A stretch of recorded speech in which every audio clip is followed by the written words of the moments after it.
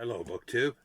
I just did a video, my COVID days and nights, and saying that I probably wasn't going to do another or much video, many videos. But I mentioned that I'm reading the annotated Dracula and sort of trying to do that as much as I can. I'm quite excited about it. This is my first time reading the annotated. It'll be my fourth time reading Dracula. And just as a little bit of history, like I read it once when I was younger in Canada. I read it shortly after I came to England here. Um, and then I was part of a book club, sort of local book club, and we read it again there. So that was three times. And I always said if I read it again, I'm going to read the annotated edition, or editions, as it turns out. So I want to talk a little bit about the way the approaches it. And obviously I haven't read it all the way through, so I've not read all the annotations. I think it might be kind of interesting to do a series of videos with some interesting annotations, especially from Leslie Klinger's one, but we'll get to that in a moment. The first one here is this big one, Leonard Woolf. It was published in 1975, and he well, he's perfectly made for this, I suppose. He was born in Vulcan, Romania, in Transylvania. What other pedigree do you need? Um, but in his introduction, it's kind of interesting because remember this is 1975, so there's a lot of stuff that hasn't come to light yet, or at least looked at, or he didn't have access to. I'm not 100% sure the history behind all this yet, and I'm sure I'll eventually find out about it because I have other books that I'll show here that I want to read as well. I've been collecting stuff for a number of years now, for over a decade, probably for about 15 years, since I reread Dracula for the second time. I wanted stuff on Dracula and the scholarship of Dracula and Bram Stoker. So I've been collecting it, but I haven't really looked at it. So this MayPIRE, VAMpril and MayPIRE is a perfect example. But okay, the Leonard Woolf's Dracula, the annotated Dracula, and he talks about that the best uh, biography, that there isn't really a good biography, and he talks about Harry Ludlam's, Ludlam, not Ludlum. Could be pronounced as Ludlum, I suppose, but I don't know. Biography of Dracula, the life story of Bram Stoker. And he says he doesn't go into any about much relationship with his family, or much. But he does give some evidence that Wolf says is very useful. And he also talks about that set to be published in 1975, the same as this. So this, I don't know if there's a date. No, there's not a date of when he wrote the introduction. So probably, 74, I would assume. Saying that one of Stoker's great nephew, by the name of Daniel Larson, is scheduled for publication in England, and it's a book. I actually have it. I should have grabbed it, but I'm just a bit too lazy at the moment. And I'll see if I can turn down the brightness to show it. It's called The Man Who Wrote Dracula, Biography of Bram Stoker. It's kind of a cool and creepy title. This is something that I just pulled off the internet that somebody had for sale. Mine might be an ex-library, but I'll get to it. I didn't realize until I read that that he was Stoker's great nephew, and he was also a politician, I think a Labour MP. Anyway, so he goes through this kind of stuff, and he goes through with the annotations. You see, I haven't got very far, but he goes through because at the beginning, in the diary entries of Harker, he keeps saying, "Oh, he had this, this dish, paprika dish, and other things." Let me get the correct name here. Paprika Hendel, I think it is. And lo and behold, there is the recipe for it. So there's recipes in here because it just sort of he writes in his diary memoranda, get recipe for Mina, and they're in here.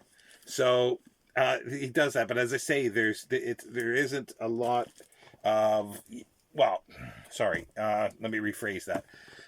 There's a lot of annotation, but he didn't have access for some reason to stuff, or didn't consult it. I don't know what the issue was. But now we come to Leslie Klinger's massive annotated Dracula, and he's done everything. He's done Sherlock Holmes, Frankenstein, Lovecraft, I think even Sandman. I'm waiting for him to do like all of Edgar Allan Poe. That would be so cool. See, this was published in 2008. So, and still a little out of date with things. So therefore, well, there's been many biographies done, or several, of Stoker. I've got a few. Barbara Bradford, I think it is, has done one that I remember being pretty good. But also, too, in 2016 is David J. Scull's massive biography of Stoker. So he did not have access to this at the time. However, he does something. This is my first annotated reading of Leslie Klinger. He does something that's kind of neat. It's weird, but kind of neat. And apparently he did this for the Sherlock Holmes volumes as well. But I wasn't aware until now. He frames his whole investigation in this as if Dracula was real. And the story and the events are real. Because he even has in 1986 a translation of the 1904 or something like that Icelandic edition of Dracula, which was abridged, came out, and Stoker actually wrote an introduction, and he puts the introduction in here. And Stoker says that all these events are true, and some things are changed.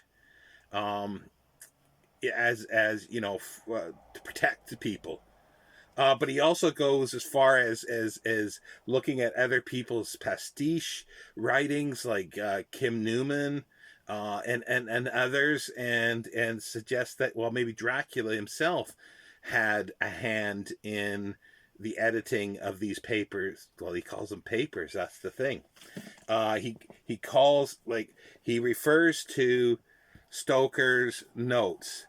And here we go. This is a book that was published. I stuck this out about a week ago. I haven't showed this yet. It's edited and annotated by Robert 18 Bissing and Elizabeth Miller. And this is an updated version of the notes of Dracula. It's called the Drafts. It's hard to see. Drafts of Dracula. It's one of those crappy print-on-demand cased books. So if anybody wants this, get it in paperback. It will probably last longer. Unless you can get it cheaper like I did. See, this was done in 2019. So, the original was done in like 2009. So, but Klinger had access to these, and he calls them the Harker papers, as if it's all real. And he goes in and he does some really neat things, like he'll ask questions of things like Mina types out, makes a typescript of the dictaphone type things, or whatever they're on the records, and she types this stuff out. And the question that somebody has said at some point, did she actually change the events? And she changed it while she typed it out before it got to Stoker. But I just want to preface this, vampires aren't real. But let's just pretend here. And other just amazing things like this, or were they tampered with before?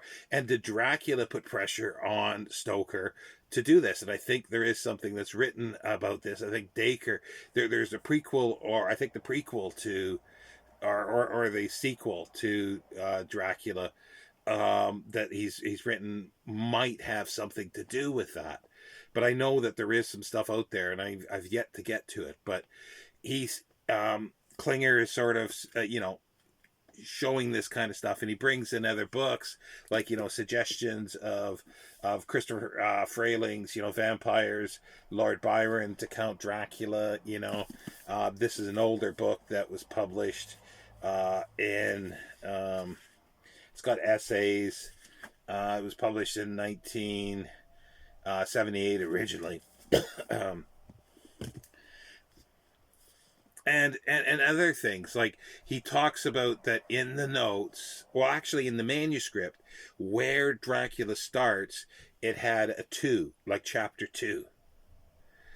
And as far as the notes go, it originally started with letters from Dracula to Harker's employer, about buying property in London.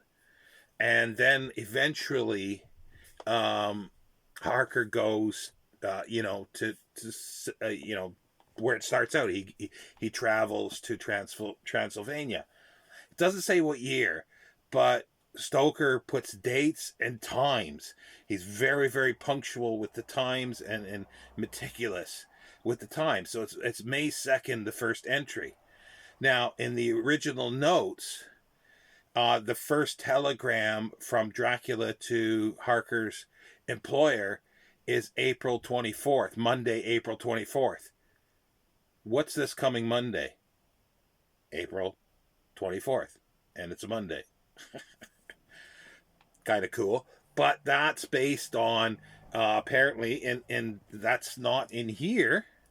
That's in the second edition of the Norton Critical Dracula. And I've got the first edition as well. I'll talk about that in a second. But in here, this was done in 2022.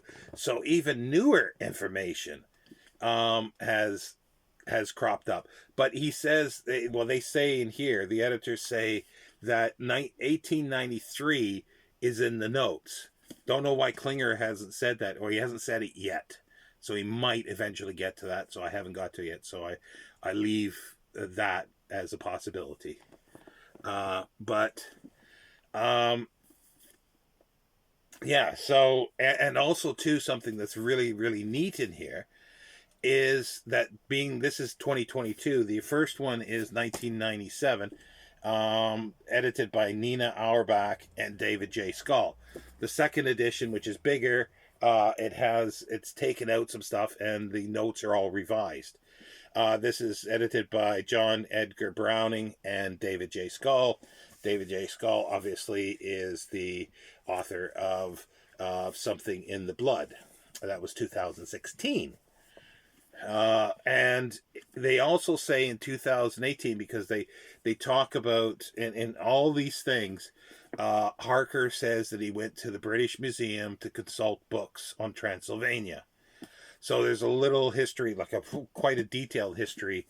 Well, not detailed, but like in a normal book, several pages talking about the British Library and everything. Stoker actually went to the British Library. He used that as a reference, he looked at books there. But also too, his friend Hal Caine, Hal Caine. I think that's the writer, got him a membership, or somehow was instrumental in getting him into the London Library, which is a subscription library. And it says in the second edition of the Norton that in 2018 they released, they have a huge selection of books that that Stoker consulted. They've got all the records of what he consulted. And there's annotations in Stoker's hand in some of the books. That's all they say. I don't know what else. There might be an essay in here, which I haven't looked yet. I hope there is something about that, because that is actually predates this and the notes as well, I think. The notes. Losing books here. The notes, which is called drafts here. It's just really cool because there's other things that he talks about in the introduction to the Icelandic edition, which is abridged, as I say. And there was an abridgment as well in 1901 that was done in the paperback, I think, edition. The first paperback edition, it was abridged, and it's been suggested that Dracula had a hand in this, and to protect more people, because there's the Harker papers, and these are the Harker papers, as Klinger is talking. It's Bram Stoker's notes, obviously. But in the introduction to the Icelandic translation, there's another interesting thing where Stoker, well, he does talk about saying all these events are real. They're all true. But he has changed things a little bit. And where he's changed them is, he's combined people. There's people in his notes, in the Harker papers, that don't show up in the story. Or several of the people are combined and create a new character. But he also mentioned something about Jack the Ripper. It's a convoluted sentence. It doesn't quite make sense. And there's been suggestion that Dr. Seward was Jack the Ripper. But if the events are 1893, then that's maybe a little difficult. But anyway, interesting thoughts, and I'm sure there's somebody's written a book about that, a pastiche, I guess you would call it. But also too, that somebody has I think had Dracula may have met Jack the Ripper, and one of his hiding places is near where one of the victims of Jack the Ripper. So there's an interesting connection there, Anyway, I've been prattling on for, I can't see how many minutes here now, but that's it. It's just, I've only scratched the surface of these notes, and they're just fascinating. If you really like the book, I would suggest to get all these and read them slowly, because it's just a feast. And I love the way he like, Dracula has become bigger than just a character in the story. He's bigger than fiction. So that's what, and he explodes it even more as if it's real, and doing this as a study in of the reality of events. And I like that idea. And but if you're not into detailed things, then yeah, if you just want a few things, the new second edition of the Norton Critical Edition is perfect for that. But I'm going through them all, and once I've read that, I will eventually be reading this. It would be nice to actually be reading it, but I really need to reread it, I think, because it's not chronological for story. For instance, look here, Vampire's powers, and he lists the powers of the vampire, in his notes. So that kind of stuff will be fascinating to read. I will be reading after this. I will be reading Something in the Blood, the biography. But anyway, I've prattled on enough. My throat is aching me. So I'll see you next time. This has sort of given me a little bit of oomph, of excitement. Yes, it's just reading, but it's given me some excitement of how bad I was feeling. intellectual excitement, which is the best kind, I think. Thank you, BookTube.